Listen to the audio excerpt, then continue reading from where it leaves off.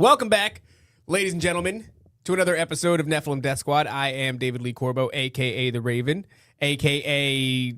new haircut, looking super handsome, super cool haircut? shirt. Don't call me haircut. That's not nice. Stop producing me two My things. bad. What's up, Tank Top? That's TopLobsta, the father of calling me Tank Top.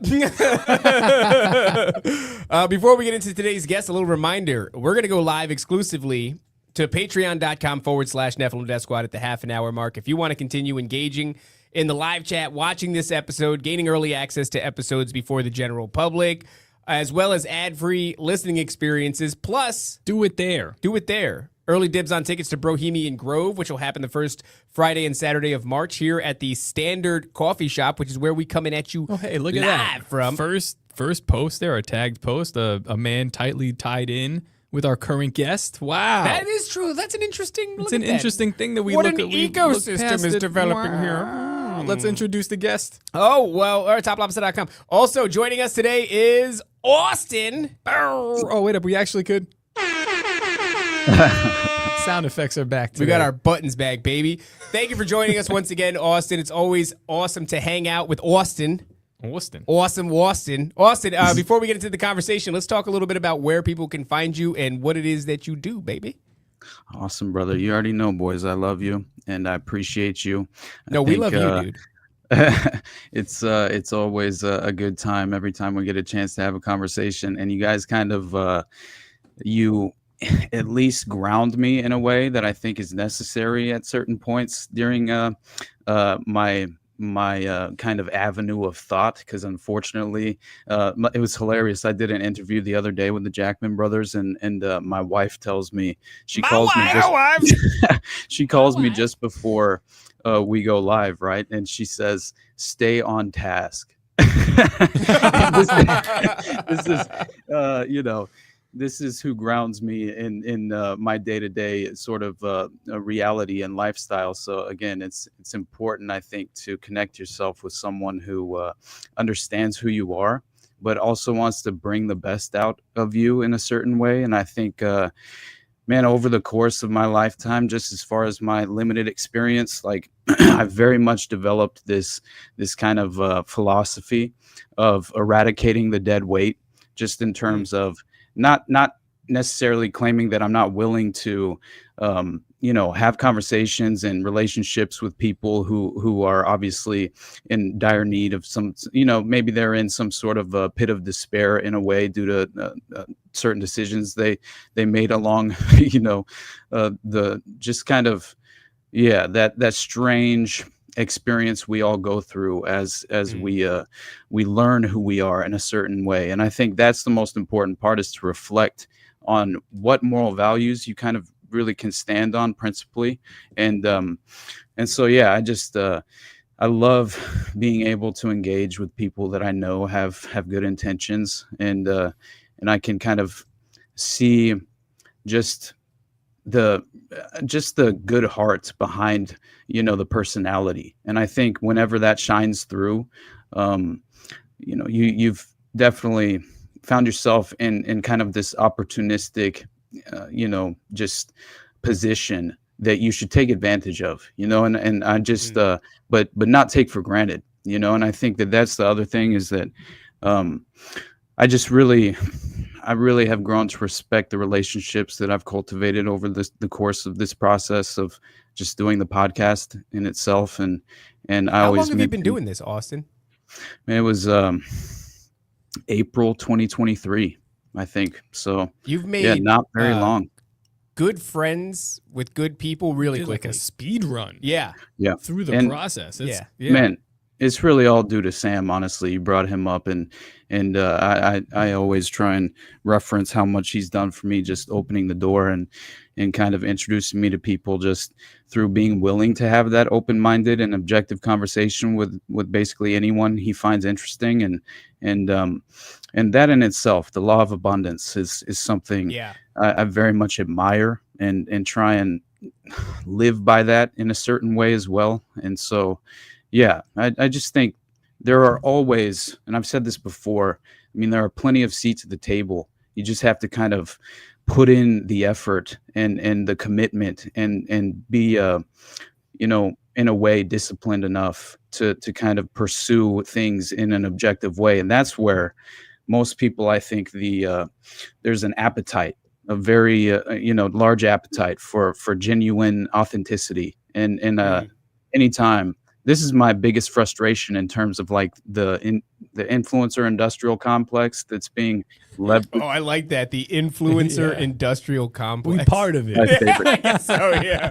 Yeah, we are though, but it's strange because I feel like we're kind of surrounded at this current moment, and just by limited hangouts and sort of misdirection, social engineering tactics of control and deception, and they're being so efficiently leveraged against us and implemented at a certain level. I see people like that are so prominent in this sort of environment, like a Candace Owens, right? Who's kind of taking the spotlight in a certain way and setting the narrative, in my opinion, as far as also Brad brought up to me the concept of her essentially kind of, being the justification basically for a further crackdown on just influencers in general and content creators who are providing dissenting opinions and dissenting voices. Is this by way of like so because she's talking about Israel, or because she's talking about even like lizard people, right? Because she kind of had a reptilians kind of a thing lately. It is a funny, like that little overlap into conspiracy. It's allowed them to be like, Candace is out of her mind. She's completely crazy. She said X, Y, Z. Maybe some of the things that she said has been outlandish. A lot of it has been salacious, I would say, where she's like, you got to tune into today's episode because we're going to blow the roof off of whatever. The Jews. Yeah, again, the Jews. And then she'll slip in the lizard people. And when I saw that clip, I said, hey, maybe. I went, not bad. I kind of like it. I'm not mad at it. Hey, it opens the door. I do believe that, but yeah, it's very interesting to me because Tucker's kind of following that very similar path, right? And I will argue that Tucker went there first, right? Because think about when he's talking about the Nephilim, he's talking about. This is when we first started the show. Yeah. The meme Nephilim shit was something that we were doing, and then we saw that start moving through the zeitgeist, and it was a weird thing to not to be like we did it. But we were over the target, and it was totally our doing. Honestly, it was a weird time, look, man. Before I even knew you guys, right? I knew of Nephilim Death Squad basically, and I just saw, obviously I think it was probably through Sam that I directly came across your content. But as soon as I did, it just as far as resonating with me in terms of the taboo subjects that you seem to be willing to approach in this, like I mentioned, objective manner, where you bring light to the conversation in a way that's very necessary, and I think that's important. I've kind of been reinterpreting the clown pill as of late in my own sort of way. It's not necessarily the traditional use of the term, but essentially my new interpretation is basically just. We're intended to. Now I appreciate the kind of clown pill aspect of bringing humor to the equation because it's very necessary throughout the process of demoralization, right? Yes. And it's funny too because the clown pill is something that we've been getting away from as we got into the coffee shop. Yeah, we're I think we're getting back in. Can we get back? We're trying to, but it's like this guy Matt Hepner really kind of took clown pill and he just embodied it. Yeah, and I think that's probably it. It's like we're working with a guy who's almost overbearing. Always joke time with him. Constantly joke time. Yeah, with him. And it's like we can't really get a word in edgewise. Nothing ever serious. Talk about anything serious. Yeah, and it's and I say, you know what? Did I sin? Are we the serious ones in the room now? I think that's what's going on. Look at me. Yeah, I'm the serious one now. Oh my God. I get it. Well, look, I think you're absolutely right though. The humor has to, because there are so many things that are propositioning you at any given moment. And the proposition is be sad, be upset, be in despair, be demoralized, like you said. And I refuse. To be demoralized. Why would I? That's right, Tank Top. Don't call me Tank Top, don't call me Haircut, and don't call me them in conjunction. But yeah, I just feel like we believe in God. That's Jesus Christ is in many ways the cornerstone. This is a foundation that we built this whole thing on. How am I going to have despair? How am I going to be sad knowing that, this all ends with God winning? And it's like, I think that it's constantly, we talk about it. The Bible tells you to fear not. Not giving into fear is a huge, what would you call it? Like, it's like a rule on this show. It's a principle. It's a principle that we stand on. And so knowing that and then looking around at all the shit that's constantly telling you and I look at sadness and I look at anger as akin to fear because it emerges in different ways. Some people, they get afraid and that'll evoke sadness within them. And some people get afraid and that'll evoke anger in them. So I try to stay away from all that because I'm not going to give into that. The world wants you to be afraid, and I don't think you should. So yeah, comedy takes the piss out of that. Brother, I think that's the true underlying goal in terms of the social engineering and the mind virus contagion that has been very much conditioned into the vast majority of the general public. And but as far as with Candace, I explained it as Candace Owens came to me in a dream and told me that Israel killed Charlie Kirk, just because that was the That's funniest. How I get my information. Yeah, literally. Yeah, like it just for me, if something feels too low frequency and easy in terms of embracing that narrative, I feel like the critical thinking aspect of remaining skeptical matters more than anything, and especially when you're wading through this very well manufactured disinformation campaign, which I do believe she's a key part of. And this doesn't mean she doesn't reference things that are of high importance and even make legitimate points that are credible as well. And do you hopefully think she knows it? That's a great I think she question. does, because I do. Well, I think there's a level of now. See, this is just my opinion. Obviously, I'm speculating. I don't know her, but I do believe there is plenty of evidence tying her back to the Tavistock Institute and essentially being in an arranged marriage with her now husband. And basically, he's tied to military intelligence and really the same company that financed Tucker's new show is also directly connected into this same network. And so it seems like when she had the epiphany and the vision to go to London, right? It turns out with Charlie, by the way, that's where she inevitably at one point, the claim is she was one of the founding Freemasons of Turning Point USA.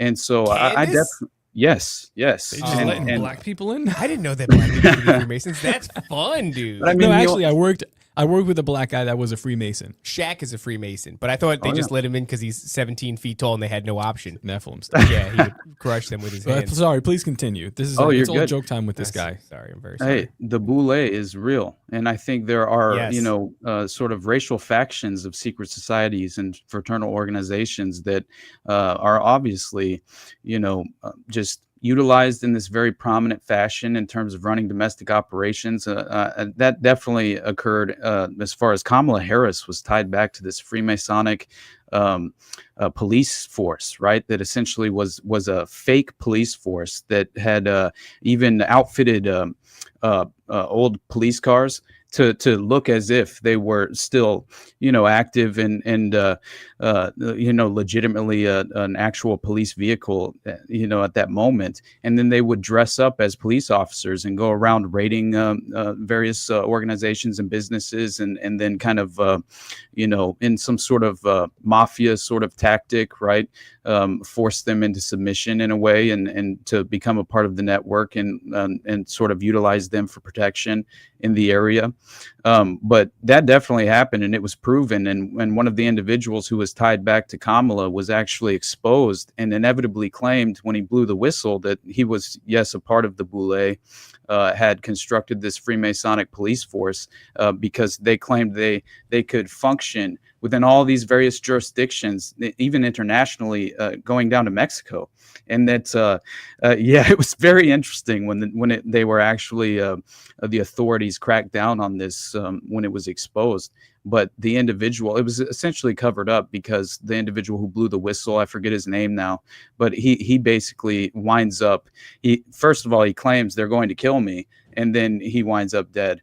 Right, worst case suicide you've ever seen. You hear so many stories of that, by the way, where it's like there's a psychological break, and among all the chaos, they managed to mutter something like they're going to kill me. I think Martin Lawrence, like famously on the set of Blue Streak. Martin Lawrence. Yeah, dude. Runs out. He's in his like tank top and underwear, and he's waving a gun, and he's saying they're trying to kill him.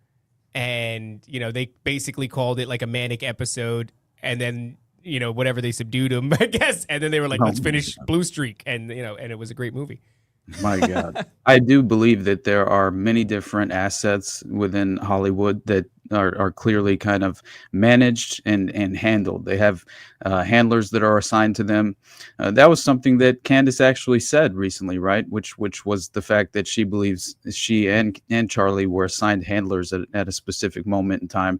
And that was around when they were kind of orchestrating that meeting with Kanye, which is very interesting because that plays perfectly into that of Harley Pasternak and the sort of military intelligence, chemical warfare, mind war operative that was basically the handler of Kanye and said, threatened to send him back to Zombieland. Play dates with the kids will never be the same. I mean, that's hard to dismiss, especially seeing his recent meeting with that Kabbalistic rabbi from Morocco.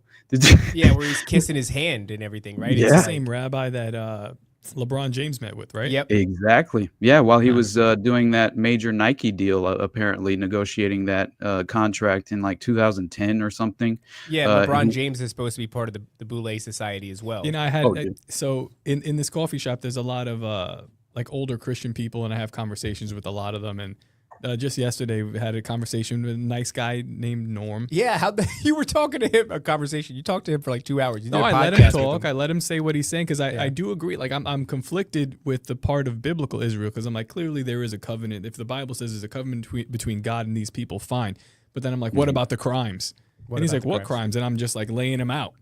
And the dude's looking at me. He's like, and I'm like, yeah, dog. He's like, there's that's crimes all day. I was like, Kanye West just met with the rabbi and apologized to him for all the stuff that he tweeted. Right. I'm like, why is that? That was that the deal? Like, I don't know. Is that what's supposed to? I have not been given a satisfactory answer. So there's two things. There's always these two things in my mind. That I thought it was a sneaker merge that he was doing with the rabbi. He was doing like a sneaker collaboration with with the rabbi. I don't know what it was. That's interesting. There's no satisfactory answer, and I haven't been given a reason why we should accept the crimes of these people. But as we're reading the Bible, because this is what we've been focusing on now, we've been reading the Bible, focusing on these studies. There's a lot of stuff about God's chosen people. That is true. But we just read through a passage where God's chosen people got eaten by the ground. They were it's like the ground opened up, ate them up, and shut its mouth. And I was like, those are Jews too. Yeah. And then we read another passage where they were like, how are we going to lie to this guy so that way everybody here dies? Yeah. Well, that's the thing is, like, I don't think we're meant to not criticize them. No, we're meant to. But you're not supposed to curse them, and that's a different thing. And we talked about that a bunch, and we're not cursing them. Like right on, but you dumb. I hope you figure out that Jesus Christ is your Lord and Savior, and you guys missed the whole Messiah thing. But I mean, like, you're not supposed to curse him. Right, but throughout the Bible, they do. It's just been horrific shit. It's fun walking that line now in real life with people because a lot of people don't have access to people like Austin Picard, who's going to like lay out foundationally why all the crimes of Israel. Well, I just think Go ahead. I just thought that with the modern state of Israel, I view it's a strategic blurring of the lines between religion and politics by design. Mm-hmm.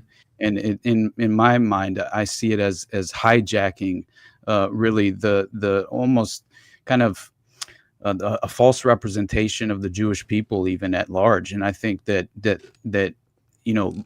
just fundamentally kind of dumbing it down to a level where you blame the average Jewish peasant class for the just totalitarian, dystopian sort of policies that have come out of the modern state of Israel, I think you're missing the boat, and that's a low-hanging fruit in a serious way, to the point to where you will fall into a trap ideologically, and you will blame a collective group for things that they're not directly responsible for, and that in itself is a huge mistake. And I think it's led people who I very much admire and respect into that sort of mentality and outlook and perspective, and as if the modern state of Israel didn't exist in this moment, all of our problems would go away. And that is just such a misconception, in my opinion. And I see, I view it as they're deliberately attempting to manufacture a false prophecy, and that doesn't make a true, legitimate divine prophecy, in any way. It doesn't discredit it in any real way. I think but I would agree with you, Austin. It does look like they're manufacturing prophecy on a lot of different levels. Can you manufacture prophecy? Well, that's the question. Is like, just because it's made by a man, is it not, or is it the fulfillment of prophecy? But it seems pretty clear to me that on many levels, they are orchestrating elements, prophetic elements. Did they orchestrate the Columbine? Oh yeah, I forgot we were supposed to Hey man, I will say there is a Jewish component that I was unaware of. In terms of course there is. There's always a Jewish. I don't want to know. I mean, because it's. Do you see the problem here? I'm trying to be better, but it's just like you're just being blapped by. Well, I mean, yeah. I mean, unless he's going to tell us that the whole thing was about foreskin and the missing foreskin of the Columbine shooters, I don't think it's I think it's everything you look in. There's going to be these little elements. So, yeah, we're trying to be better, but you still got to say what it is. Yeah. Oh yeah. I think that it was very strange that I discovered that there's a connection to Dylan Klebold. Basically, his mother was from this very prominent Jewish family, and it was very strange because also there's this obvious and very clear just kind of I described it as the crossroads between Columbine and 9/11. And it really blows me away as far as Columbine happening in April 19th of 1999. And then obviously not long after we have 9/11 take place. And I think knowing the background of Eric Harris's father, Wayne Harris, who's directly, involved with military intelligence, even working for Flight Safety Services Corporation, which would train some of the 9/11 hijackers in their flight simulation program. And he was very much a part of that. And I think there's no coincidence in terms of also John Bennett Ramsey, who was the father of John Benet Ramsey, was also in that same exact area and the head of an organization that was directly utilizing the same flight simulation software of Flight Safety Services Corporation, which is just fascinating in itself, let alone Dylan Klebold's born on 9/11. September 11th. Then you have Eric Harris fantasizing in his journal, right, his diary, about him and Dylan essentially escaping after, because basically it was supposed to, Columbine was intentionally, well, if we're to believe the official narrative in terms of what their intention was with the actual operation itself, or the mass shooting, they wanted it to initially be a bombing and only secondarily a shooting, because they wanted to actually, that's why they had developed over 99 different bombs, dry ice bombs, pipe bombs, propane bombs, and they had rigged up the school, which is fascinating in itself because they still very much like not very well documented as far as how the school was actually rigged with these bombs. Because again, allegedly, we're to believe that they rigged the school that morning, which, I mean, that's ridiculous to me as far as them not being noticed by any of the authorities at the school. None of the students noticed anything. Even in the exact same moment where they allegedly were seen on the cameras bringing in their black bags, which had some of the pipe bombs and some of their guns in them. They allegedly put those bags with the rest of the students' backpacks and things like that. But the moment where that footage was actually just caught by the surveillance cameras at the school, happened to be when the custodian and janitor of the school decided to swap the tape out at that exact moment. So we don't have the actual footage of that taking place, which we would have had allegedly. And so, again, I watched all the surveillance tapes from the cafeteria, which is where it was the cafeteria and the library where the majority of the deaths took place. And they were kind of on top of each other. The library was above the cafeteria. And that's why you see one of the victims who's like climbing out of one of the broken windows on the top floor of the library, and he's just dangling there until the authorities actually go and pull him out. But it's super nuts, and just seeing how the response itself was ridiculous. As far as like they didn't even enter the school for hours. It was around 4 hours. Yeah. Can we rewind for a second? Because you touched on something there that's super fascinating, and it's an element that has appeared before. And it's this situation where some sort of, I don't know how you would describe it. Well, you said that it was John Benet Ramsey's father was involved. And I want to go back to that and talk about how that was. I think it bears reiteration. But also, what's that situation where it was like the fathers of like the Sandy Hook shooter and like I think it was like the Batman, the Aurora, Colorado shooter. Yeah, and it was like both of these dudes, both fathers of these people were involved in some sort of I think it was like a court case revolving around video game violence or something to that. Do you know what I'm talking about? Because I'm going to butcher it. No, definitely. I actually went on Tinfoil Hat the last time with Brad to discuss this exact same subject as far as the LIBOR connection. Shout out to Brad. The LIBOR. Shout out to Brad Binkley. Oh, yeah, you got to have him back on. Yeah. You guys are killers. Mm-hmm. You Brad's guys are the best, man. Oh, again, really quick plug. I know we're going to do a lot of plugs. Let's do it. Because you didn't mention it. We asked you to do a plug, and you were like, I just really like you guys. I like that, though. That's why I asked him about plugs. I'm sorry. Go to, I guess, the Whatever This Is podcast. That's only on your Patreon, right? Yes. Yeah.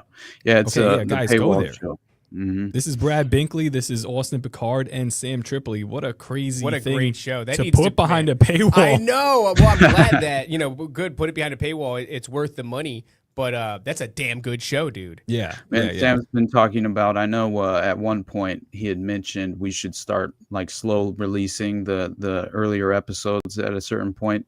So that'll be cool. Yeah, I think we should probably end up doing that, drive a little bit more attention to it as well. But yeah, it's a blessing, man. I couldn't be more grateful for that, just having that opportunity.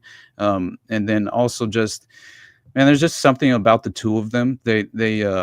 I couldn't feel more like I'm just having a conversation with my friends, with my buddies. That's awesome. And it's very similar to whenever we have conversations, it's like, and I kind of, in many ways, as ridiculous as it sounds, I see a little bit of myself in Sam occasionally, which is hilarious as far as the self-critical nature of kind of overly criticizing yourself in almost a self-defeating way. And I'm not condemning him or in any way judging him, but because I suffer from the exact same plight as in terms of just I have goals of discussing certain things whenever I go on a show, and if I don't necessarily get there, I have this feeling of failure, and it's almost like it's only what I know I left on the table at a certain level, which is frustrating because it seems like the vast majority of the audience seems to have a positive reaction, and that's really what matters, dude. Yeah, and honestly, a lot of it is our fault because we just had you on the LIBOR scandal, and I'm like, well, let's plug. Well, I was just putting it here just to keep it, but yeah. I do want to talk about this a little bit. We're like doing damage to his psyche. I know. We're just constant derailment. Come over here. Yeah. But I do want to suck off Sam Tripoli for a second because it's huge. That guy paved the way for guys like us. I was just talking to Frank in the front. There's a guy who gave us a large donation. He's not like a wealthy man, but in the coffee shop, so we were doing. And he's like, yeah, I just like to practice abundance. And I was like, there's a guy named Sam Tripoli. He's kind of raunchy, but he has practiced abundance everywhere he goes. That's what I do too, because he does it. Mm-hmm. And then it comes back. And it's like, it's almost such a greedy, it's like greedy thing to do in my Because it opinion. does come back. Because like I know it's gonna work, so Yeah. I'm like, yeah, I'm gonna keep doing that. But Why wouldn't Sam's I- an example of that. And Yeah. we were having this conversation on my solo show, and somebody was just like, on your my show. on the Raven, and somebody in the chat was just like, love Sam. I can't wait till he stops posting smut. And I was just like, dude, I gotta be honest with you, because they're looking at it through the Christian lens, and I'm like, honestly, He's Sam not is gonna stop. Well, he's not because he's addicted. No, but he's more of a Christian than most of the Christians that I actually know in real life, and it's like he could be a gatekeeper, which is hilarious when people accuse him of being a gatekeeper. Because as far as I'm concerned, he's not keeping the gate. He's literally got his foot in it, and he's holding it open for everybody. And he's like, come on, dude, come on. And he platforms so many of us, and he's such a genuine guy, and he's such a good guy, and he helps out so much.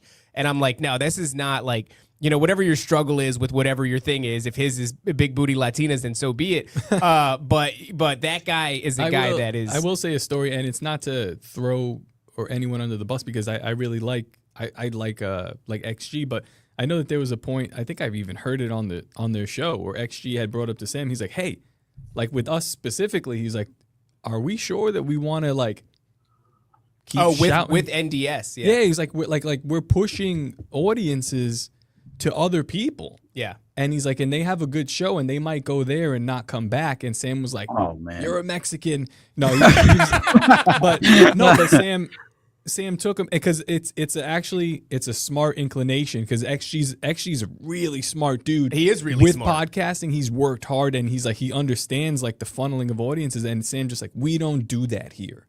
Like we just we're gonna grow, and other people will grow also. He's like, we don't do that. He's like, I'm not looking at that. And XG was like, okay. But that's what happens is Sam helps us grow. Then Sam literally headlines our live events. Like I'm always gonna look to that dude as like, one of, in a lot of ways, one of my heroes. I listened to Sam Tripoli for a long time before I finally got the balls to make a conspiracy show. The singular ball. Sorry, Cancer. that's not. But no, it's man, fine. that was on- no, that was we're on- gonna be, That was on we're gonna be on my critical and tell the truth here. So yeah, I just wanted like. So happy that you linked up with him. Yep. So happy that you linked up with him. It is an awesome show. The LIBOR scandal. The LIBOR scandal. Let's move on to the LIBOR scandal, because I can't get the taste of Sam Tripoli's penis out of my mouth now. All right. Oh my God. So I was asking you because there's this theme, obviously, with the parents and then the shooters. And then you're talking about the parent and then John Benet Ramsey. And it's like, what the hell is going on? What do these people do with their kids? Can you talk about the LIBOR scandal a little bit? Definitely, and we should definitely get into the reason why as well. The conceptual kind of it feels like the conceptual strategic outcome of sacrificing your children in this sort of Hold context. on, wait. I'm sorry. I got to interrupt him again. I have to address this chat. I would like to ask you nicely. Please, goes on watching. If this is true, I would love for you to find the moment, if this actually happened, where Tripoli is talking about I'm not doing Bro this. Grove on Rogan's. If that's Didn't true, Let's recently go back on Rogan. I don't know. But this guy's the homie, goes on watching, and he's been saying that he remembers it, but and I don't know if that's true. I would think love to see that clip. This is one of those things where if you keep saying a lie, it becomes true, that kind of thing. Well, good. I hope he helps us Exactly. to accomplish that. So goes on watching. Consider this my official asking nicely. So go on. I'm sorry. No, you're good. That's the policy I took whenever William Ramsey suggested to me that you remember Edgar Madison Welch, the Pizzagate shooter who went into Comet Ping Pong Pizza, who after just getting back from Haiti, and whose father ran the production company in Hollywood known as Forever Young Productions, right? Which is just insane, knowing the Haiti child trafficking connection to Laura Silsby and every other That thing. information is enough for me to believe him. But it was that I believe 100%, and I think it's proven. But the connection that he had suggested was that Edgar Madison Welch, who died, by the way, not too long ago, a couple years maybe at most, probably not even that long, in a routine traffic stop. Right, he ends up getting shot to death by one of the officers on scene, and it seemed very just convenient. But it turns out. William said Edgar Madison Welch could be the brother of Haley Welch, Haktua girl. What? And I was like, dude, after he told me that, I just took it to tinfoil hat, didn't try and confirm it at all. I was like, fuck it, man. Hell yeah. We're running with this one. You know what I mean? But I had to. It's too good. But anyway, I thought that was hilarious. And then Bonnie Blue as well. She had mentioned something in a podcast, and it drove a lot of attention at the time about how her father was actually Jimmy Savile. Wait, the 1,000 penises girl? Yes, that girl. Yeah, that girl. Yeah. So She had mentioned in a podcast that her father was Jimmy Savile. I She just says so directly. the guest Yeah. that's coming on next sent me a video saying that Joe Rogan is like a Aleister Crowley, and they do like an overface, and I was like, I don't care what happens, I believe it now. Well, did It's you see just- when I did an overlap? I did an overlap of Trump's face and Aleister Crowley's face, and they're perfect. And I was just like goofing around, and then after I did it, I was like, that's kind of crazy, though. I ain't gonna lie to you. So, you know, man. I think if you lay over people's faces, but who knows? That's I saw fascinating, though. She says right? that. Dude, I saw the same thing with I just saw a picture of JD Vance overlaid with Michael Aquino. Like, I'm gonna start overlaying my face with like high profile shooters. small red triangles. Yeah, small red Right. triangles. I think I'm gender inverted. Because I think God. I have a theory that like just human faces will kind of, if you overlap them, they'll make a third face, and you'll go look, and it's like I think actually that's just what's happening here. So who knows? I do really believe there's actively still to this very day, you know, well entrenched systematic programs involving breeding experiments. And I think that this provides individual operatives with undocumented children to a certain extent as well. And this is for experimental reasons, as well as abuse, as well as potentially even farming for the enterprise itself, as far as organ harvesting and things of that nature. Because so many of the children victims who were aging out of like the Dutroux network, let's say, they would inevitably be hypnotized, taken to a club where they're sadistically abused, and then to their final destination where they're essentially murdered in the context of a snuff film, to then, and usually in the fashion of an occult ritual sacrifice, which is always seemingly a part of this. And I remember it was the Order of Abraxas, the which they call Abrasax, that specific local chapter in Belgium, and it was Chicken the high snake guy. priestess. Yeah, exactly. And it was the high priestess of that order who had ordered a child. And well, whenever the authorities raided their property of this cult in the area, I think Charleroi, or I can't remember where it was actually, but still, when they raid the property, they find jars of blood. They find this obviously what looked to be some sort of sacrificial altar. Then they had linked an old abandoned mine shaft to this network where they were taking these children to then further abuse them. And they said they had underground facilities where they were then offering up subscription model abuse to various pedophile perpetrators. Who would then go and exploit the children, at every level they desired. And that in itself is just like that is the most extraordinarily disturbing story and case that I've ever studied in my life, which is that of the Dutroux case. But I You know will what's say, crazy, man. The subscription model. right? Yeah. Yeah. But you know Exactly. Oh, why? Yeah. yeah. Well, speaking of subscription models, guys. If you want to continue to abuse, Well, no, don't say that. God, Don't man. say that. It's a Christian show. There's no, wait, but there's a caveat. yes. Okay. So So it's nice. if you guys want to continue watching this, it'll release in its entirety in about a week. But if you want to keep watching it right now, engaging in the live chat, et cetera, patreon.com/Nephilim Death Squad is where you want to go. Or you can go over to Austin's YouTube page and subscribe. Don't be an asshole. whoa, Subscribe.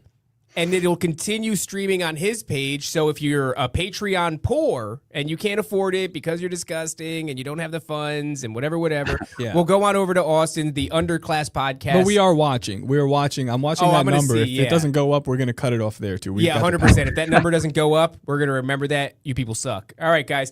I mean, subscription-based abuse is what this is, and, right? And I promise you, I'll tell you about LIBOR, but just on that point, as far as the subscription model, it looks like this applies to the wider underground pedophile network that I think is again, it's been very well facilitated by what I believe to be the nexus of this sort of coexisting, a strategic kind of deliberate system of trafficking, abuse, and every other thing you could imagine under the sun, essentially, in this depraved sort of way.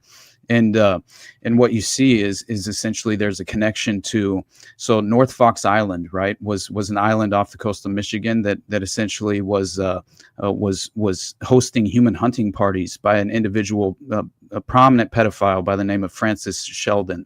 And he inevitably, he was like a sort of an Epstein type in a way, but I think even more powerful, which is why he escaped any sort of justice or accountability.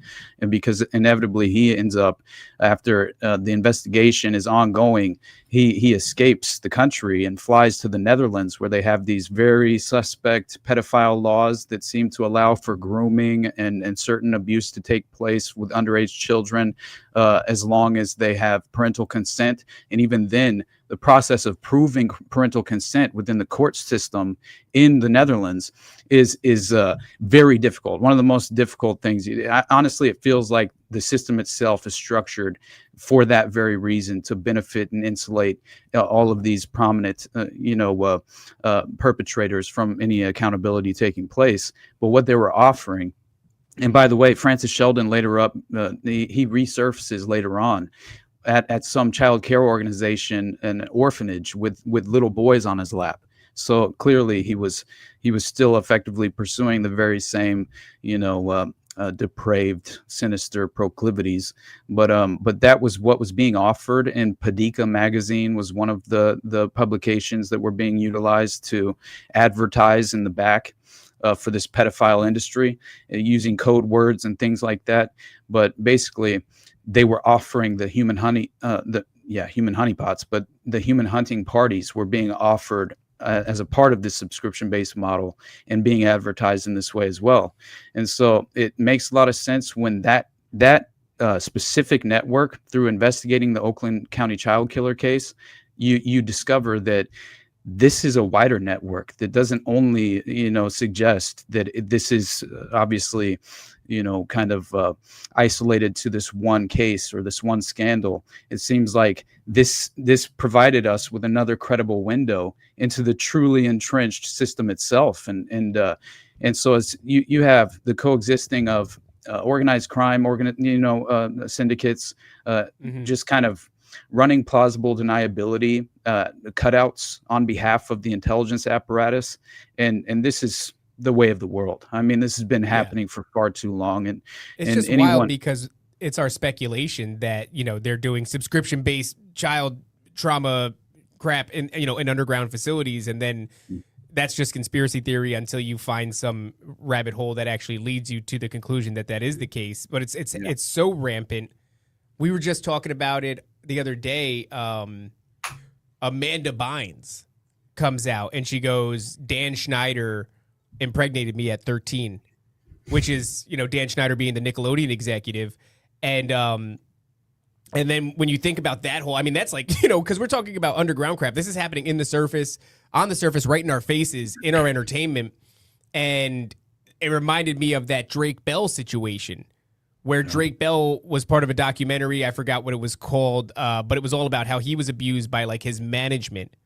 Well, interestingly enough, that documentary is released in like 2024, the one about Drake Bell being abused. And Drake Bell himself is in Mexico in the previous years under a name Drake Campana, which just means bell in Spanish, right? Which is hilarious. But the reason he flees to Mexico is because he is dealing with sexual assault charges. He's being accused of grooming and sexually abusing a minor. And this case takes place in like 2021. And he goes through the whole thing and there's a settlement. And basically the charges that he gets stuck with is like, okay, it was true, but he didn't get hit with sexual assault. Instead, he got hit with some really convoluted charge, right? And it was like, if you read the charge, you'd be like, I don't even know what that actually means. And then after that whole case settles in like 2022, then 2 years later, he comes out with a documentary and goes, "But they did it to me." It's so rampant in just, Hollywood spheres, high-end political spheres, anybody of influence and power. It's like, it's not a conspiracy theory. People get really weird too. They'll still say that despite having the Epstein thing, which maybe we could talk about that a little bit, whatever the hell's going on, the developments with the Epstein files. a whole, just constantly dangling this carrot in front of your face.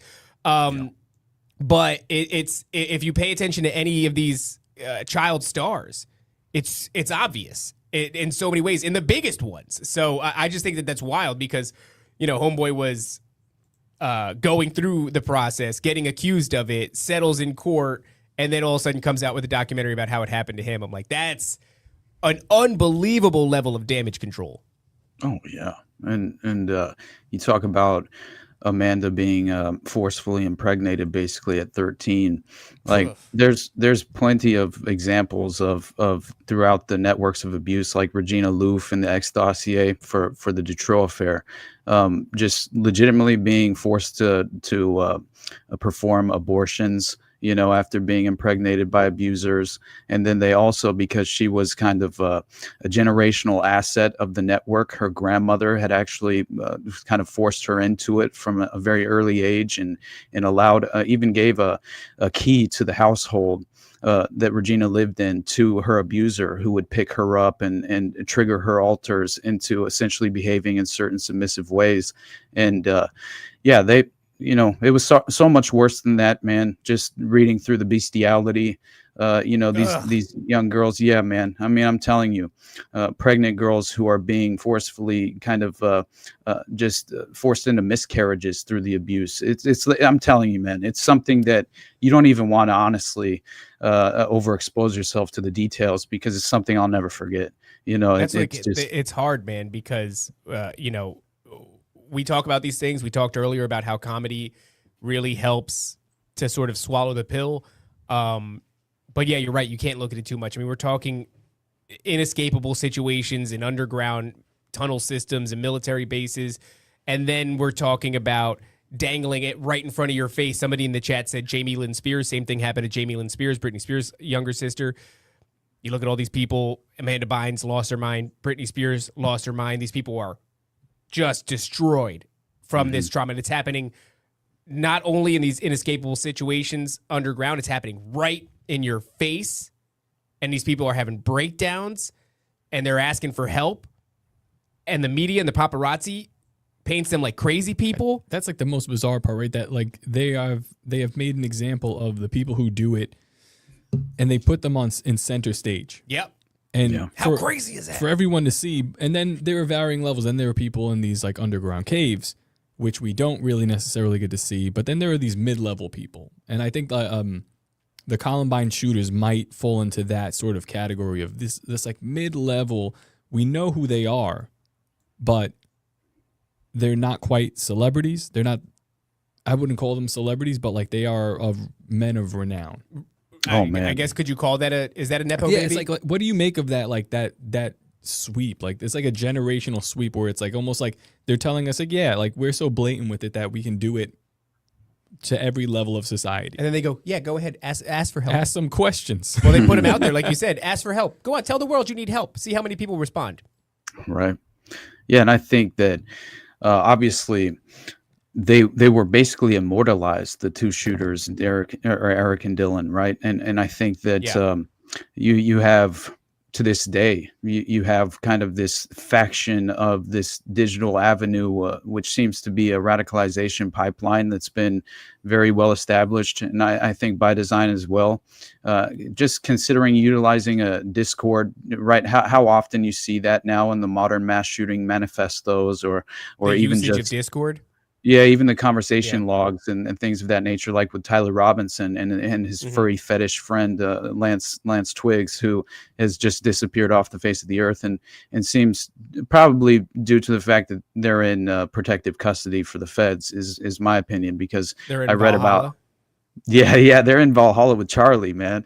But I will say that that it's interesting to realize that, because the Columbine effect itself, right? Just the phenomenon that followed, and the concept. It really introduced the concept of a mass shooting into public consciousness, and really in many ways. Put it in vogue. Yeah, and so I just see so much of this, being a perfect example of the kind of underhanded level of, let's say, I explained it in my episode as essentially the facade of virtue, right? That these authorities kind of utilize as a mask, right? And I explained it as this facade of virtue, drenched in moral corruption, reflects the cunning nature of our unending adversary. And that is really my opinion in terms of the common enemy that we all do share, and the political partisan lens that I think is a major mistake that many people make on a daily basis due to their social engineering conditioning at such an effective and efficient level. But before I forget, though, I got to tell you about LIBOR, so I don't. That's right. Yeah, that's right. Tell us about LIBOR, and then I have another derailment after this. But please go ahead. Let's talk about LIBOR a little bit, because I think it's important. So this was obviously a manipulation of the international finance rate at the time, which was very interesting. It was especially considering this happened in 2012, following the major economic crisis in the housing market of 2008, right? The major bubble pop. And so it seemed like there were all these various investigations that were being conducted in terms of just financial industry, and how there was obvious corruption in regard to kind of setting the stage for the economic crisis and the crash itself, but then choosing the winners and losers and the ultimate consequential outcome on the back of that very financial crisis that was kind of strategically. Always we have this boom bust cycle, and it's obviously we know, if you study The Creature from Jekyll Island and you realize what the Federal Reserve has truly done to the banking system and in the U.S. and undermining the value of the dollar, and all along the way while introducing this intelligence cutout, in terms of Bitcoin and the digital currency, which is really going to lead us into the totalitarian technocratic state, right? But so the LIBOR scandal, essentially you have all of these corrupt, fraudulent trades that were being conducted leading up to the crash with all of these, and so you have significant fines for these major financial organizations at the highest level of the industry. And so there is a court case that's essentially set up in 2012. And this is as far as just, there's no way this is a coincidence, because this is a direct connection between both fathers of Adam Lanza and James Holmes. And essentially it's so insane, by the way, when I first heard of this. I was like, number one, how have I not heard about this? And number two, how could this ever be presented to the public as coincidence? Exactly. And I think most of it was essentially memory hold after they tried to kind of counteract the exposure of this specific kind of avenue of what was being just brought to public attention in this sort of transparent way. But it was very much just, it looked like the Mockingbird media kind of globbed onto that narrative in a way to misdirect the public, and also sort of false debunking as well, which took place at one point, which was proven to be a just legitimate lie and an attempt at kind of damage control. But that typically happens in these cases, so it didn't shock me at all. But they're both set to testify, basically, the fathers of James Holmes and Adam Lanza. Right.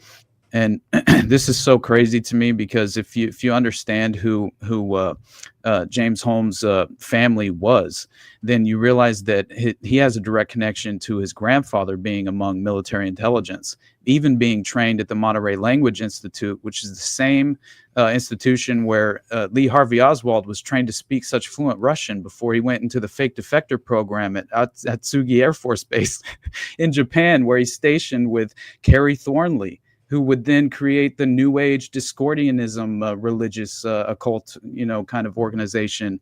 And by the way, write a book called The Idol Warriors, which predicted all of this just before JFK was assassinated, came out that very year in '63.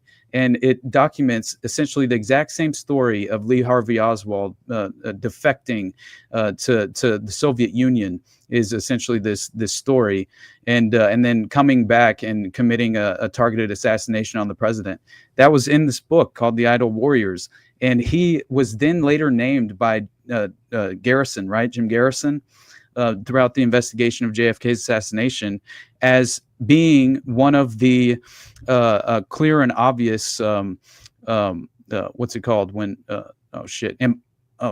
what is it called? There's a term for it. Whenever he was it's not imposter, damn it. It's Lee Harvey Oswald had multiple people who were essentially trying to impersonator. Thank you. Oh my God, I was losing my mind. So anyway, yeah, basically Garrison named Kerry Thornley as one of Oswald's impersonators leading up to the Dallas assassination, and he was the one who was kind of spotted in I believe in New Orleans at a time, because he worked out of Guy Bannister's office at the same time Lee Harvey Oswald did, which is the intelligence connection to 544 Camp Street, which was a naval intelligence operation where they planned the assassination, and where Lee Harvey Oswald would be strategically kind of put into position in terms of when he gets caught on camera handing out flyers for the Fair Play for Cuba Committee.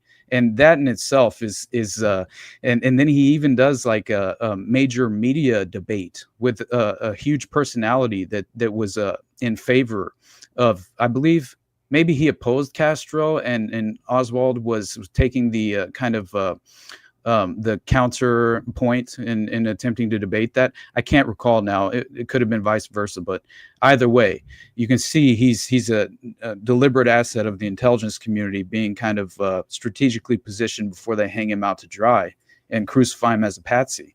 And so anyway, it always blew my mind that you had such a direct connection to even the individual who incorporated the Process Church of the Final Judgment in Louisiana. He was also directly affiliated with David Ferry, with Guy Bannister, with all the same people, with Kerry Thornley, and they were all members of this kind of priesthood where they practiced black magic. And they had manuals, mind control manuals that discuss hypnotism as a clear and obvious, just strategic method, right? With utilizing a perfect chemical recipe to kind of put you in that a suggestible state and keep you in a dissociative state while they program you. I think that's what I mentioned the Discord chat, because I was kind of like, I was kind of weighing the conceptual idea of like a strategic intelligence operation in regard to mind control being leveraged in modern day, and utilizing some of these social media, even what chat or what is Discord's just like essentially like communication, supposedly private chat, not a private chat, but encrypted. Is it encrypted? I don't think so, but who knows? I think maybe you could have an encrypted private Discord server. But I definitely I was just considering the notion that what if, let's say, some sort of young person who fits the perfect character profile is then on a short list of being a priority target, and then they maybe kind of seduce them into joining a private Discord chat server, and then maybe you then have a one-on-one with some sort of mind manipulator, social engineer, psychological warfare operative who's going to present you with certain videos. And at first they might not seem like there's anything, that's potentially just, let's say, just as far as like the I don't know, criminal intent being obvious in terms of what they're attempting to do as far as the psychological manipulation aspect of it. But then you clearly could potentially just imagine a reality where some of the videos could even be layered with subliminal programming. and then who knows what it takes to leverage or just tap into electromagnetic radio frequency system. I know they can do this with your phone at this point, as far as even when you have your phone turned off. When you used to be able to remove the battery, the NSA could still turn on your phone, activate it whenever they so choose to. And I think that is interesting, because I also imagine we should all probably try and insulate ourselves from EMF as much as possible, because I definitely have read studies about how it disrupts your REM sleep, all these various things that it affects your psychological gives you ass patterns. cancer, I'm sure. Yeah, I wouldn't be surprised. But yeah, I just kind real of quick, I just want to say on that topic of like Discord and being subjected to that kind of stuff, it is like you start with an individual who probably has a record of trauma. This kind of goes into the whole free range MK Ultra victims things that we talk about. The prerequisite is trauma. If you can get somebody who is traumatized and also has some sort of a military intelligent relative, that helps a lot, because then you have an in. But you have this person, and if you can, because I guess the Discord is really there to radicalize them. You've got a candidate, and then you're remote traumatizing them. So we always use this euphemism of like where you used to have, like, let's say Clockwork Orange, where you strip them, their eyeballs open and you subject them to all of this really radical media. You no longer have to do that. And in fact, if you can just pre-select a traumatized individual and then funnel them into some sort of a Discord group, and then remotely you're just sitting there doing effectively the same thing. You're subjecting them to this thing. Partly you're hoping for the straw that breaks the camel's back. If they're already a victim of childhood trauma, then there's a higher likelihood that they're on dissociative SSRIs. Exactly. So that increases the level of programmability. So that's where you're talking to them and you're implanting these ideas. So you're subjecting them to the radicalizing imagery. You're feeding them these narratives to which they're highly susceptible because of the dissociative SSRIs, and they're already a traumatized individual. So they're kind of on the cusp of something. Then all you have to do is just do one of those kind of honeypot operations where you figure out how to get a gun in their hand. You know what I mean? Exactly. One way or another. And it's a well-oiled machine. It works super good. Oh, no doubt. And I think, and also, I realized they were doing that to me on Timeline Cleanse.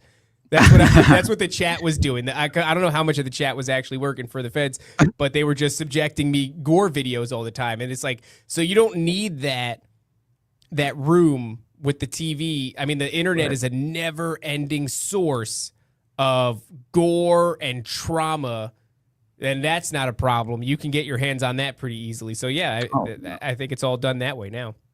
Definitely. But as far as just James Holmes' father, I do think it's still important to at least provide the details as far as the connection there to LIBOR. And it was Dr. Robert Holmes. All right. He receives a PhD in statistics in 1981 from Berkeley, University of California, Berkeley. And then he gets a job at the San Diego-based H&C Software and Corporation, right? And this is from 2000 to 2002, when he was apparently running this neural network company. And DARPA, even beginning in 98, worked alongside this specific agency, developing Cortronic neural networks, which would allow machines to interpret oral and visual stimuli to think like humans.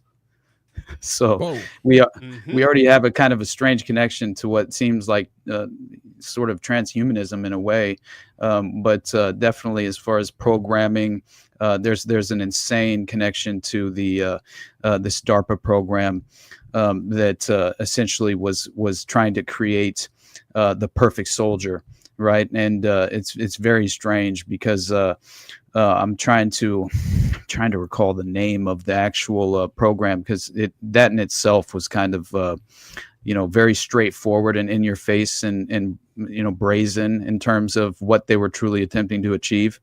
But I will say that alone is fascinating. And then you have this Cortronic concept being developed by H&C Software's chief scientist and co-founder, Robert Hecht Nielsen. And so H&C then merges with this Minneapolis-based Fair Isaac Corporation, which would be FICO. So this is very interesting because this is a computer analysis and decision making company, but it's very obviously, if you understand the FICO score connection to just the individual citizens' financial score and as far as their debt and things of that nature being considered and in terms of receiving loans and things of that nature, right? Obviously, your FICO score matters, and so it directly affects the average individual as far as how they're able to engage within the financial system itself.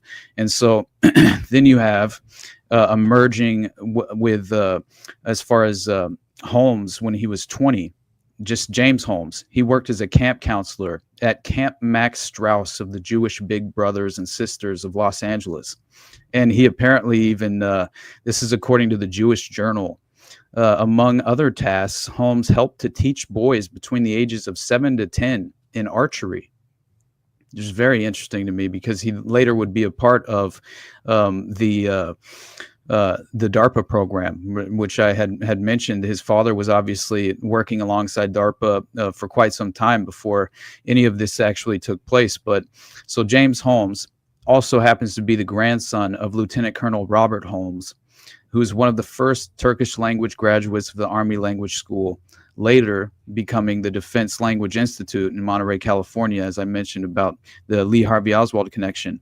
But you have graduating from the Turkish language class in 1948, the grandfather Robert Holmes spent a career in the Army, which included more than a few intelligence-related assignments as well. So typically, you would have apparently these military intelligence officers. They would be very well, at least fluent in Turkish, and served. He served with both the Defense Intelligence Agency and the Central Intelligence Agency at the U.S. Embassy in Ankara, or the Consulate General in Istanbul, apparently. So this is his grandfather, and so then you have this individual at the Salk Institute named Terence Sejnowski. And it looks like, because you have James Holmes studying at this institute, right? This Salk Institute, which they run all these DARPA programs. And so it looks like when he is studying at the Salk Institute, the director was running a computational neurobiology laboratory, and he was involved with. And so it looks like you also have an interview with the Cognitive Science online in 2008, and they made a comment about recent studies of the human brain. And so this cognitive psychology researcher at the intelligence community linked RAND Corporation, which has a strong footprint in Laurel Canyon. I remember when I covered that, actually, they're very geographically close to that of the Lookout Mountain Laboratory, which I think obviously thousands of Hollywood films were produced there. I honestly believe that was the location the moon landing was filmed at as well. And there was actually whistleblowers. One of the, so whenever Lookout Mountain Laboratory was sold privately and out from under the kind of intelligence or control of the property itself, it went into private ownership, and the individual who claimed the property blew the whistle, saying that he found leftover basically production equipment for the moon landing on one of the stages in Lookout Mountain Laboratory, which I did find interesting. But anyway, yeah, I know. But yeah, anyway, the last point with James Holmes here is that you had there was artificial intelligence being very much pursued as a part of this DARPA program that he was involved with at the Salk Institute. And so it does seem like, they definitely learned how to, because this was the, let me pull because Anschutz Medical Center, right, where he was also working at the medical campus in Denver. This is where he was studying when he was actually receiving all of the ammunition and the various bombs that he would set up in his apartment and things of that nature. And this is a campus, and no red flags were raised. No one, called this into concern in any real way. it's just strange that this was obviously conducted under the nose of the authorities involved on this campus, and yeah, nothing was really came of that in any real way either. But yeah, so anyway, it's fascinating to see that you have these ridiculous connections to James Holmes' grandfather, who also was very much, I think, involved in the path of his father, of James Holmes' father. And so the LIBOR connection really comes in the form of because if you remember so the James Holmes Aurora massacre, the shooting at the Cinema 16, it looks like that all happened within a couple of months of Sandy Hook would come just directly after that event. And so that alone is fascinating to me. It was December 14th, 2012 when Sandy Hook happened. And so it's just kind of the timing of it is very, very much suspect in my mind. But not just the timing, right, Austin, but the magnitude as far as cultural impact goes. Oh, no doubt. Yes. And also, I mean, I talked to this individual. His name's JJ Vance. He does a show called Operation GCD. He's a super interesting guy. He was like a private investigator for a time, and he had apparently gone through some sort of course at Sandy Hook High School.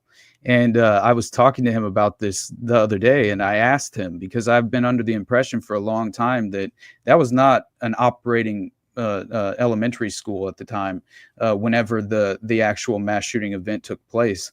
And it's very interesting to actually see how the parking lot was clearly not in any way was it structured, or at least I believe it wasn't staged as if it was an active parking lot, right? And so you had totally overgrown and unkept, and right, wasn't that like the whole? It was in a state of kind of like not dilapidation, but it wasn't being taken care of. Didn't look active. Right, exactly. And yeah, it was, I think, just seeing both fathers expected to testify in the LIBOR scandal.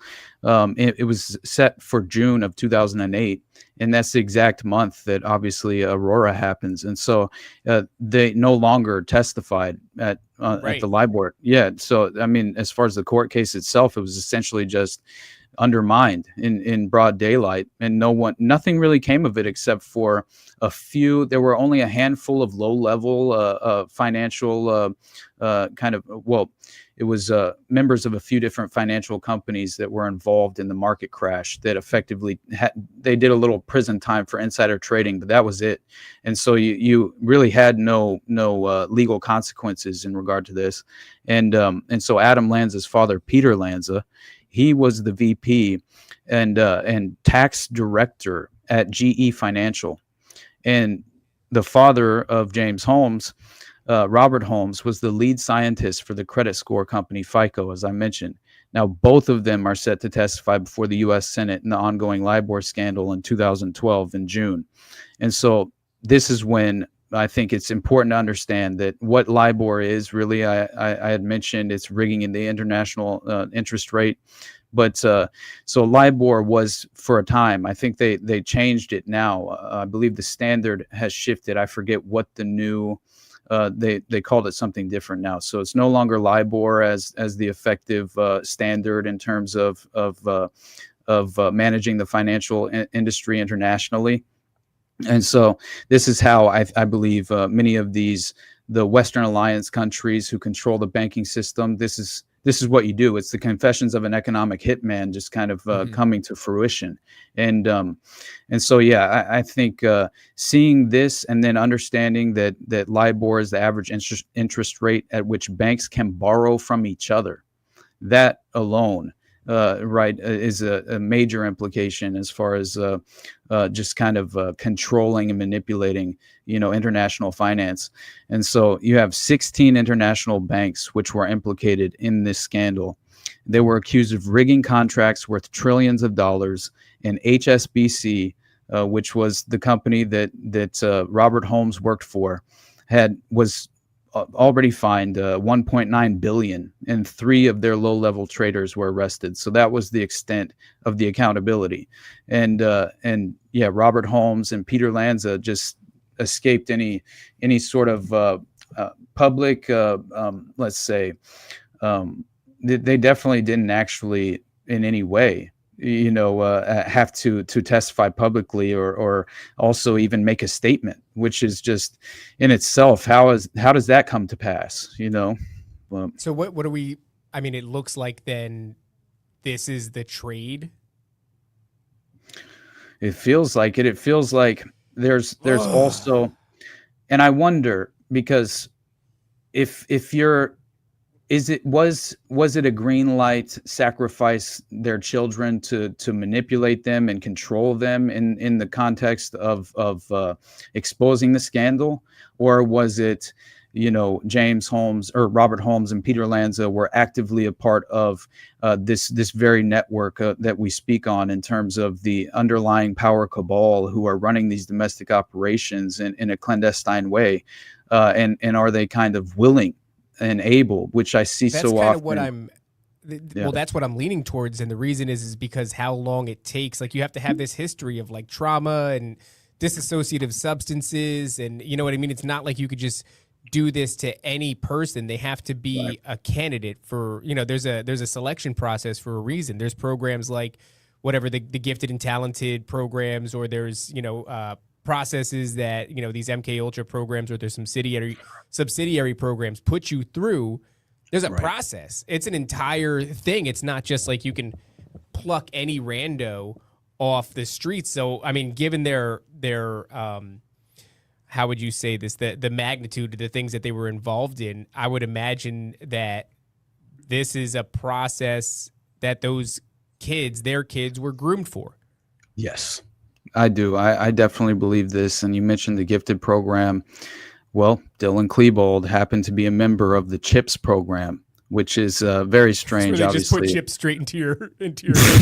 And that, by the way, it was like nanobots and even nanobot particles are allegedly a part of this program actively in modern day, where they can introduce this into your system and then kind of remotely trigger you as a Manchurian candidate of some kind. And that makes a lot more sense to me, especially after I researched that of what was it, Dr. Robert Duncan, I believe his name was. And I think I mentioned this to you guys once before because of how fascinating and extraordinary the connection is to modern Manchurian candidates and this never seemingly, being halted as far as the covert operational standpoint of things. It seems like with the vast majority of these programs that have been publicly exposed with this false sense of transparency, I mean, we pointed to that of the Church Committee hearings, and allegedly Frank Church was sexually blackmailed by Claudia Mullen, and which was a child human honeypot created by the intelligence apparatus and trained at a remote location in the woods, where with what she claimed to have been 70 other young child victims who were all conditioned into how they could sexually please an adult while also kind of pulling in information from them in this kind of deliberate, deceptive way. And so it does look as if this has been longstanding, and there's no way. That's my thing is, so Uncle Ted here, which is a great username, says, and all of them were in therapy before, meaning the two boys were in therapy before. I'd be interested if you can go back and track the careers of their fathers. Which one came first? Did the birth of their children come first, or were they successful and then their children were born? Because a lot of this, what seems to be therapy, the rapist, the therapist, is actually like a selection process. We talked to William Ramsey not long ago, and it was like on this kind of Manchurian Candidate, and we talked about the film. I think it was just called like Manchurian Candidate or something like that. And you could see that when these programs were developed is around the same time that we start to initiate these, medical health professionals, when we start to create, professions like therapists and psychologists, and we start prescribing SSRIs. But the way he frames it, it looks like a lot of them they worked in tandem with these programs, and they were meant to be sort of the selectors. They were out there putting the feelers out, knowingly or unknowingly, to try to find who would be a good fit for these, these intelligence operations where they're trying to disassociate and program individuals. And so it's like, what happened? Did you have a kid? Did you get tied up in a therapy program with your kid? Did somebody eventually come to you and go, they're a good candidate for XYZ? And then did eventually something happen where you were given a way to success if your kids were allowed to be rolled into this program? Something to that effect, I suspect, is what actually took place. Absolutely. I think it's kind of proven through the lens of Wayne Harris, Eric Harris's father, because that is where the Plattsburgh connection comes into play. But also it's important to understand that, a lot of Eric's background was kind of strategically memory hold in a way. And I think it's because it was far too convenient to in terms of just obviously just forcing the official narrative to kind of disintegrate before your eyes and fall apart in every way. And I think that just understanding where Eric or Wayne Harris kind of comes into play, as far as he was involved with military intelligence, right? And I think that in itself is very important, because he obviously was it was Wayne and Kathy Harris were his parents, and he had a brother as well that was like 3 years older than him. But Wayne, his father, had spent the vast majority of his life basically as a pilot, right, for the Air Force, and running these transport planes. And so he's stationed at like 8 different bases throughout his military career. He starts out in Kansas, he goes to Ohio and Michigan and New York, and all of those locations I think perfectly represent the geographical footprint of the networks that he very well could have been affiliated with, in terms of just I think he had far more of a role to play in the lead up to 9/11 than people would understand. And that's why the Flight Safety Services Corporation connection is very important. But he was allegedly forced into retirement due to cutbacks in the military budget.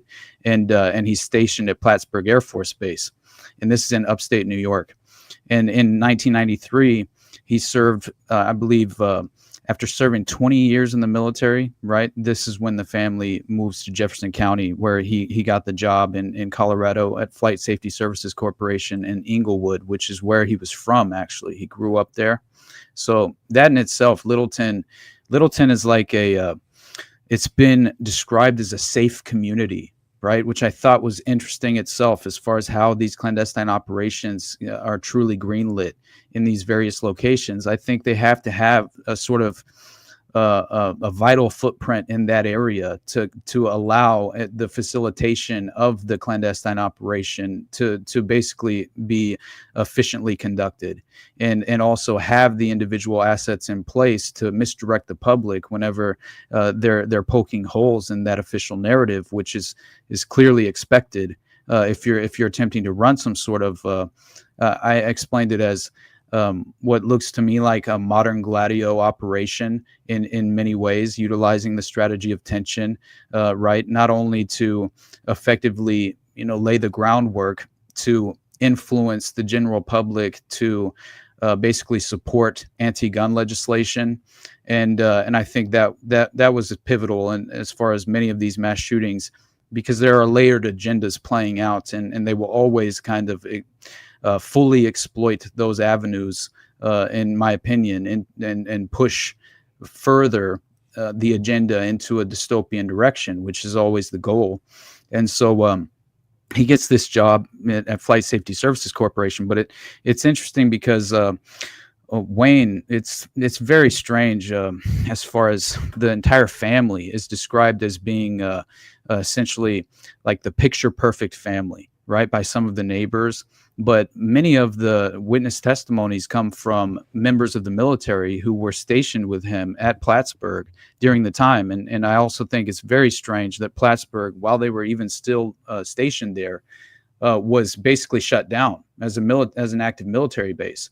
And so that makes a lot more sense because it has an 18-layer subterranean bunker system at the facility, which is where I believe a lot of the behavioral modification experimentation took place. According to some of the whistleblowers who were a part of the programs, you had scientists who came out and claimed to be ethically opposed to what was being conducted in those subterranean levels of the Plattsburgh military base, which again makes a lot of sense. But I will say that you had members of like Eric's former friends, because he was even a part of like the Plattsburgh little league team at like 12 years old, I believe. And one of the friends said after the shooting that grew up with him that his mouth just dropped, right? He was a typical kid. He didn't seem anything like what is portrayed on TV, which is strange. But you also have additional connections to witnesses who claim to have been a part of the experimentation with Eric,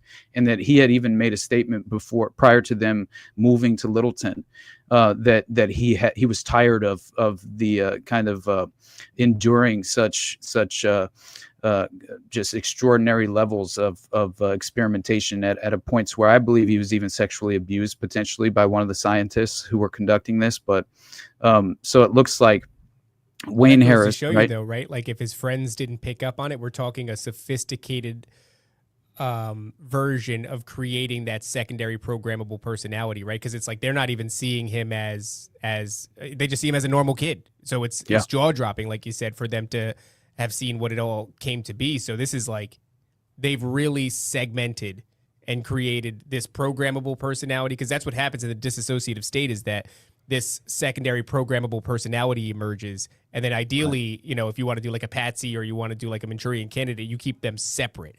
Exactly. And so to his friends, he doesn't even look any different. He looks just like a normal kid. Right. And I think there was a very unique brand of programming that we've seen too often as far as the character profiles of these mass shooters, and that involves like this strange sort of like Aryan neo-Nazi ideology that they kind of attach to it, which is very interesting. And it comes back up in terms of the Star Chamber and the leadership that were wearing Nazi uniforms while they were abusing children in a breeding experiment, but also choosing which children they would tap for future leadership in the White Eagle Underground, which we'll get to, which basically the point being is that it was genealogical. As far as like the genealogy of the individual is how they would go through the process in deciding and choosing. You would become a future leader of the White Eagle Underground and be a member potentially of the Star Chamber, which is the upper echelon and leadership faction of the organization itself. But anyway, that plays into it. But what were they looking for genetically?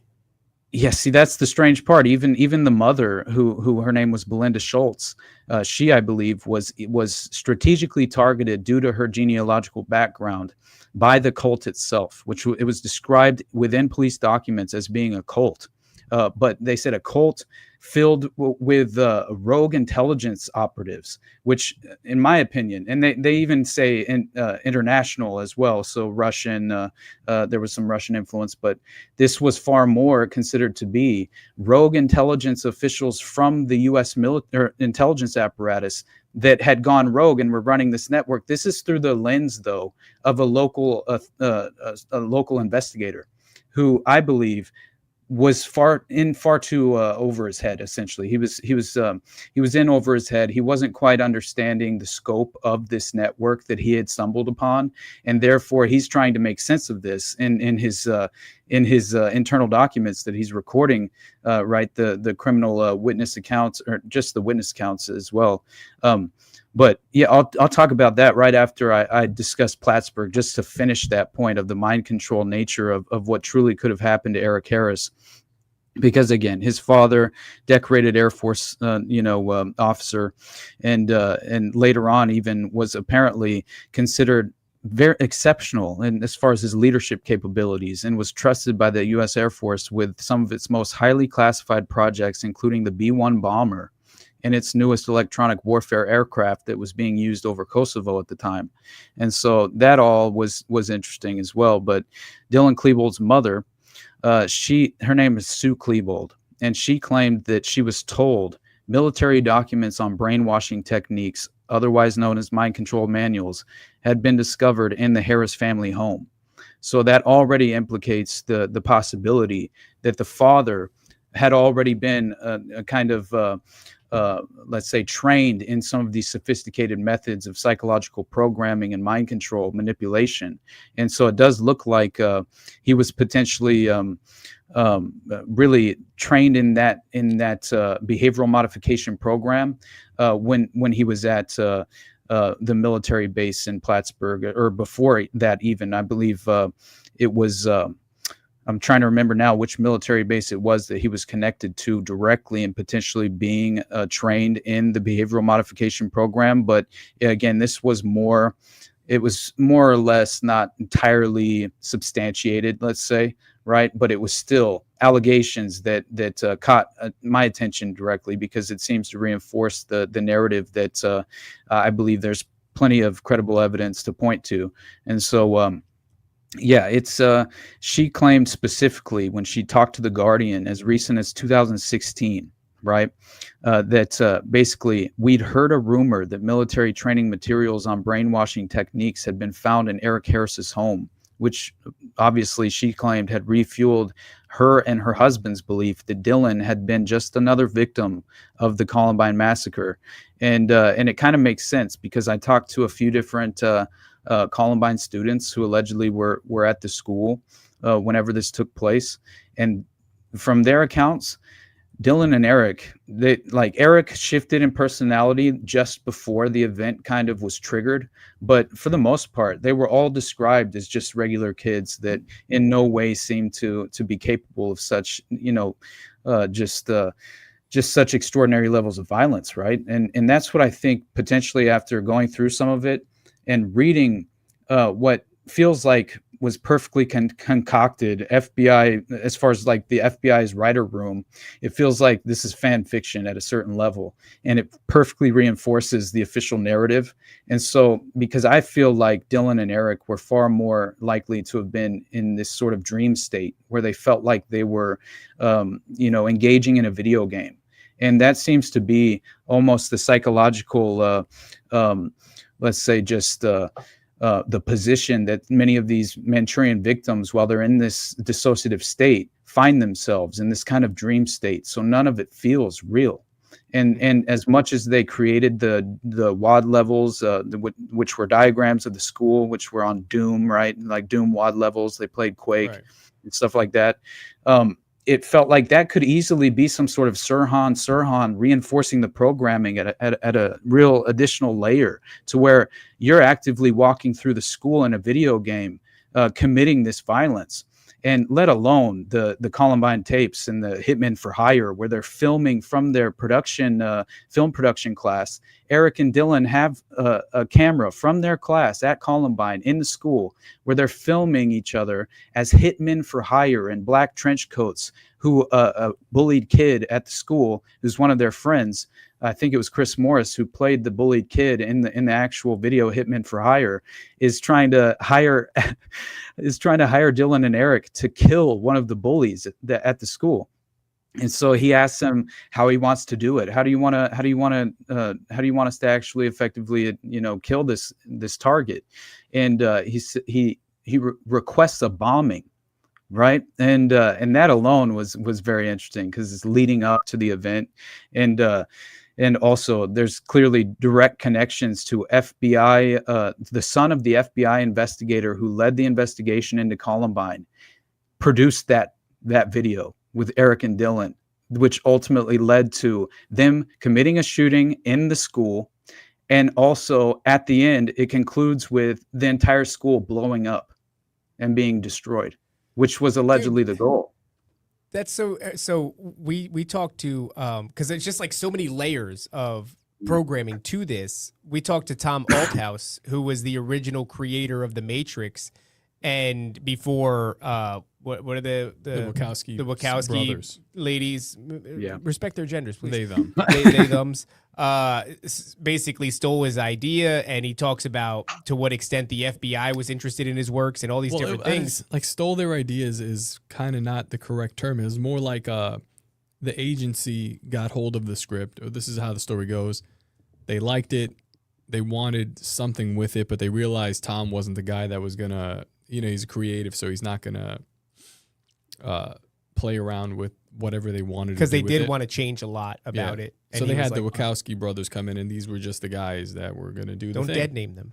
But that's so. I'm sorry. Yeah, geez, man. But one of the things that he talks about was how strange it was to watch his own creation go on and become sort of like the inspiration for a lot of really horrifying things. Trench coat being one of well, the trench coat and its utilization within these mass shootings. That scene, yeah. And that was the Wachowski brothers that did it, because he was like, we were like, Tom, were they supposed to look dumb? And he's like, no, dude, they were never supposed to look dumb. Like they weren't supposed to wear trench coats and shit. That was something that the Wachowski brothers put in. It's a very interesting wrinkle to put in, because that scene when they ask him, they're like, "You have any weapons?" and he just with the trench coats, and that's so pervasive in society of a scene too. But it was never supposed to be there, and it's like, and then it becomes like the costume for school shooters.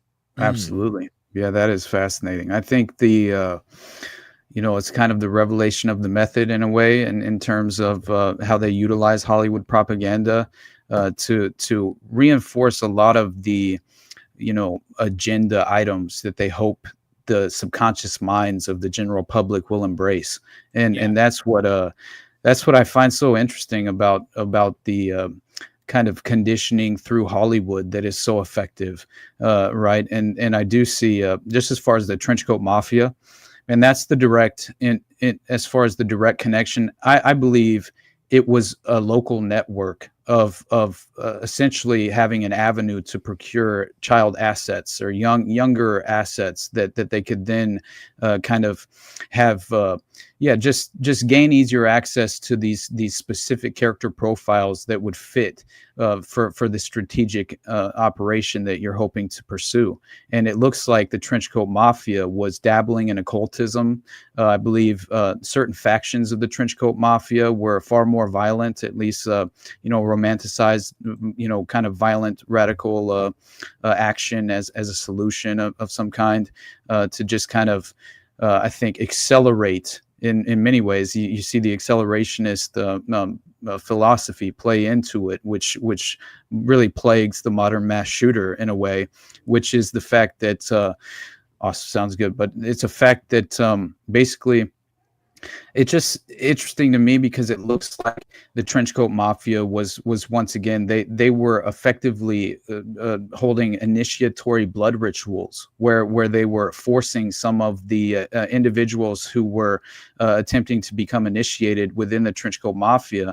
And according to one of the children witnesses who were basically interviewed by an investigator in El Paso County, which is nearby Columbine and Littleton, he knew Eric and Dylan and had seen them at a couple of Trenchcoat Mafia parties at a few different houses, one of which was known to have been in front of a school and near a park. So I found that interesting as well, just as far as the operational standpoint of pursuing an avenue to once again find yourself in a place where you will be overexposed to children in this way. And but yeah, it's crazy because it looks like they were actually having them slice themselves, like cut their forearms, and they would have to shed blood as if they believed that they were modern day vampires, allegedly is what they claimed. And that this was in some sort of sense, which by the way, it made me think that I had read somewhere recently that basically involved in the layered programming of mind control, they will strategically place these fail safes in terms of the programming, because obviously there's a shelf life allegedly in as far as the programming is concerned, and if it's not reinforced at certain pivotal moments, then you will wake up to your programming allegedly. And this makes a lot of sense in terms of the Manchurian Candidate film, because if you remember, obviously they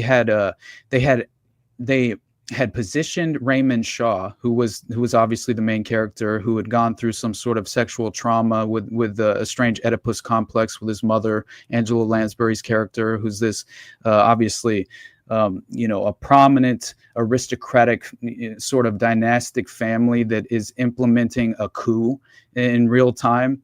And it seems like what is interesting to me more than any of it is basically that whenever he's triggered at the bar, he's sitting there at the bar and he gets a phone call and they ask, is this Raymond Shaw? And once he confirms that it is, they trigger his first layer of programming by suggesting you should pass the time by playing a game of solitaire.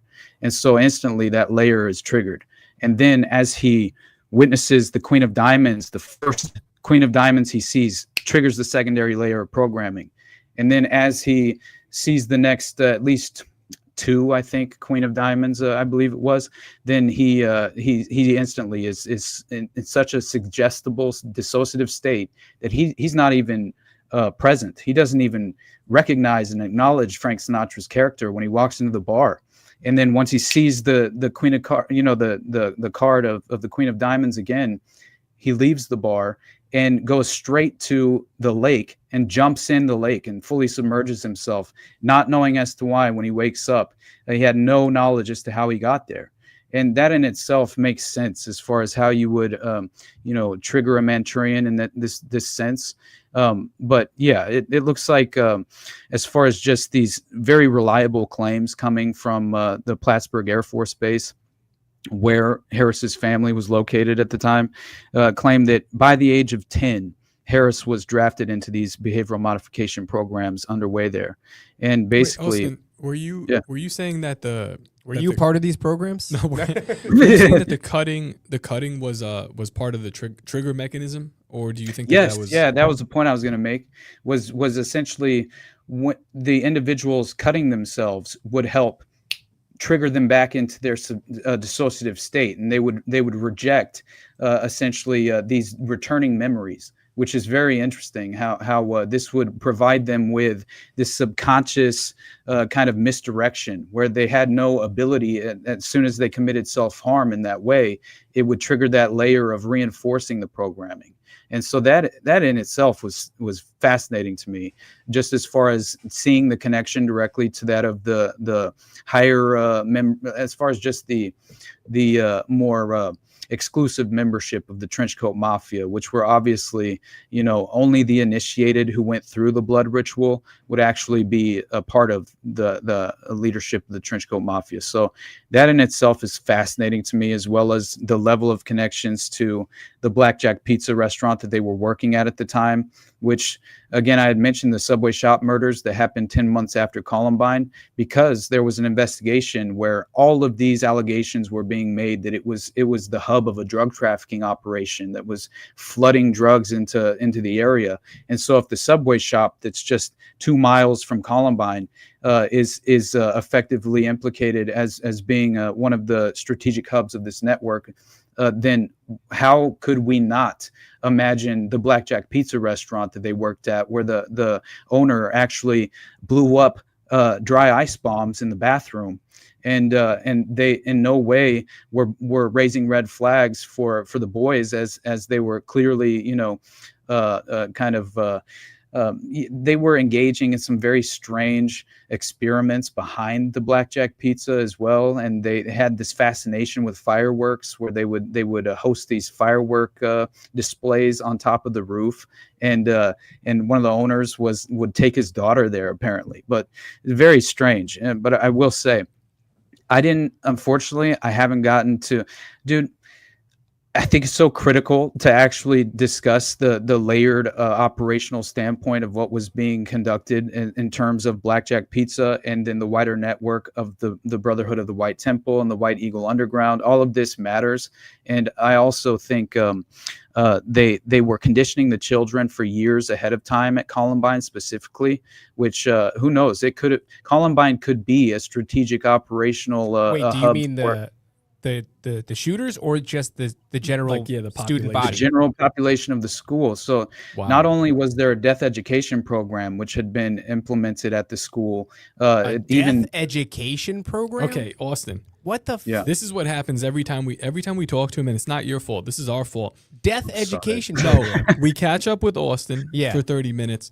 Then we tell him to tell us about everything else that he knows. Yeah, and he knows a lot. Then we ask him to tell us about the topic, and then we end up doing a part 2. And then we derail. Can we do a part 2, please? Of So course. Yeah, we Yeah, can do a part 2. Yeah. Dude, schedule Okay, thank for this. I don't know if we could do this coming week because Thanksgiving's coming up. Because with this episode, we've covered, I mean, you had to cover the LIBOR scandal in order to really properly explain just the first part of the Columbine massacre.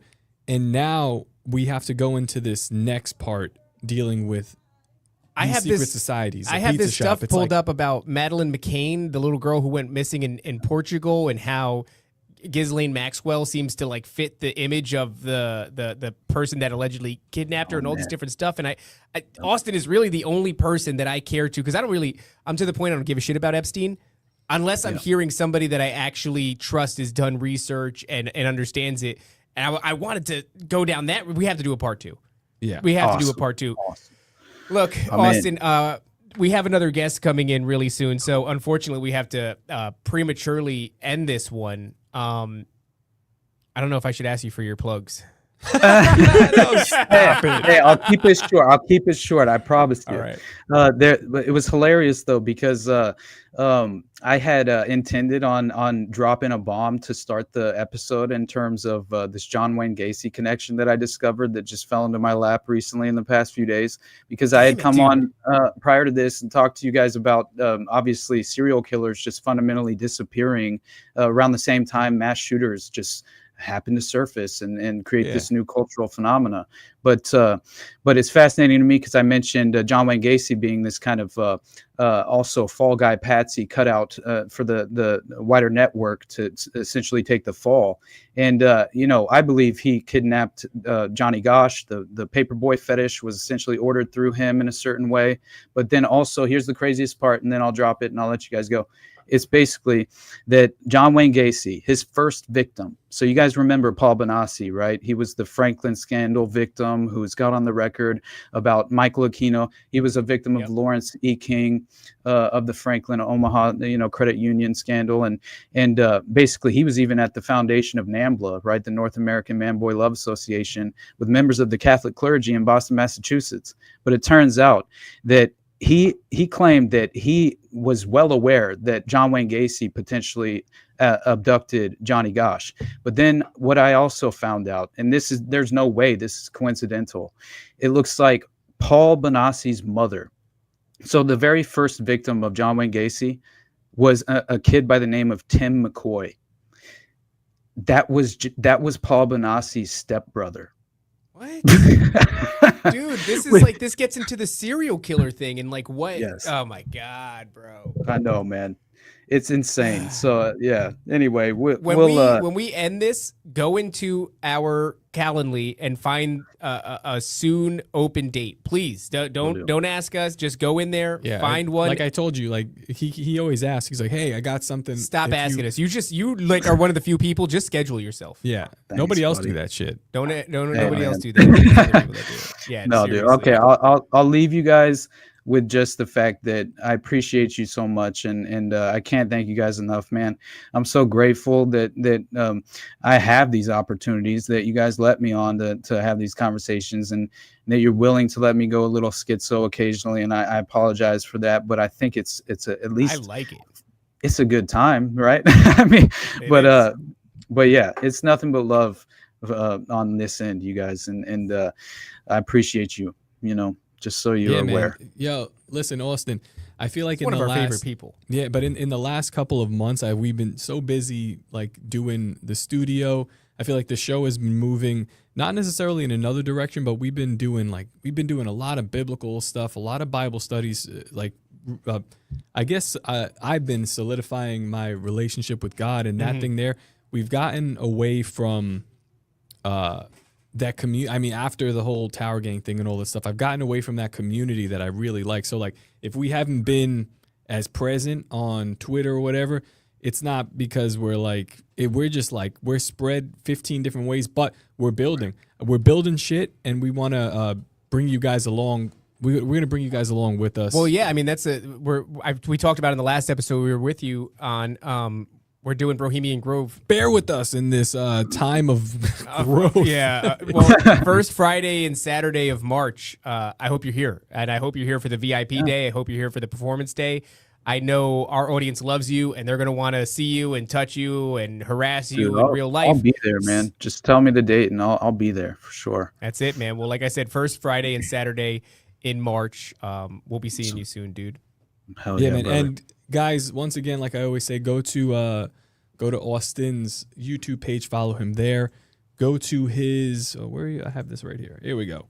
Go to his Patreon as well. Please support him there, so that way, when you support creators, they're able to do a little bit more creating rather than the ins and outs of life.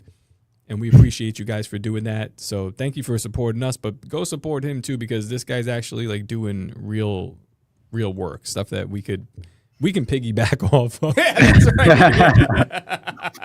Man. Yeah, man. No, what you guys are doing, it honestly inspires me, man. And I just appreciate, having this relationship with you guys. I think the dynamic is very special and valuable. And people are desperate, man, just to feel like not represented, but at a certain level to have your ideas represented, I think. And coming from, a truly just genuinely ethical standpoint, I think, where you have the best of intentions. So that's what I respect and admire the most out of you guys, your drive and willingness to just grow. It's like, if you're not attempting to grow every day at every level of who you are as a person, you're going to be taking steps back. That's just, I think, the way of the world. It's how it happens. And so you have to be actively reflecting on who you are and who you hope to become. So, yeah, nothing but love, brother. Appreciate you guys. Amen, brother.